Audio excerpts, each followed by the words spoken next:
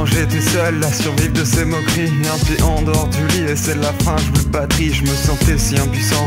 On m'appelait que Luline et elle croyait que j'étais heureux. Je forçais la galerie, j'essayais de me nettoyer parce que ça faisait tâche. Malgré cet effort, il reste tâche plus tenace. Ouais, j'étais si froid, ma flamme est sous menace. L'envie de tout claquer, te dire laisse tomber, je passe. Pas un pour te guider, et pas un pour t'aider, et pas un pour te sauver. J'étais achevé d'être inachevé, l'impression d'avoir raté, l'impression d'avoir échoué. En regardant ces personnes s'éclater, s'enjailler, faire genre d'être heureux avec l'âme d'un déprimant.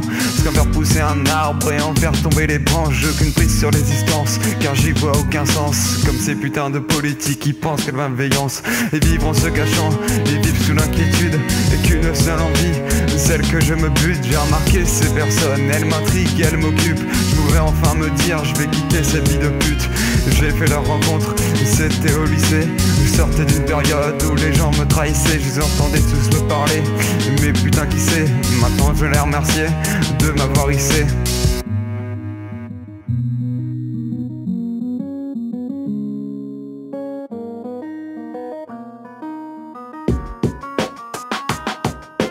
Et 2 minutes c'est pas assez pour dire à quel point je les aime. Ils ont dit qu'ils tenaient à moi, ça a duré presque une semaine. Tellement de compliments, je commençais à rebattre des ailes, comme si on venait de chercher après un appel à l'aide. Le premier jour arrive, elle vient me dire qu'elle me kiffe, qu'apprend je quelqu'un de bien, mais moi je mérite des gifs. Puis elle est repartie parce que j'ai été stupide, mais je voulais pas y croire, pour moi c'était utopique. Le deuxième jour arrive, je sortais des euros blancs. Je reçois un message, on a parlé de toi grand. Mais pourquoi donc, quand ça, où ça, et depuis quand? Mais t'inquiète pas Lucas, t'es un mec super attachant.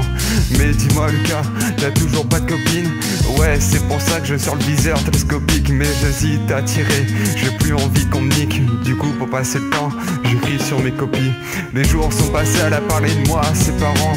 Elle me regardait en me disant c'est fièrement. Moi encore les soirs là, c'était hyper touchant. Du coup j'ai parlé d'elle avec tant de fierté à mes parents. Qu'est-ce qu'on ferait sans nos potes? Est-ce que tu peux me le dire? Je pourrais bien te le dire, ouais parce que j'ai connu le pire. Passer de la déprime au rire et du soupir au sourire. Pour moi ça fait du bien de pouvoir se soutenir. Alors si t'es seul, relève-toi et prends un grand bol d'air. Si tu veux quitter ce cauchemar sans la faire de cerbère, j'ai agi comme un bras, je me suis relevé comme mon père. Maintenant t'as tout ce que t'as, mais c'est à toi de jouer mon frère.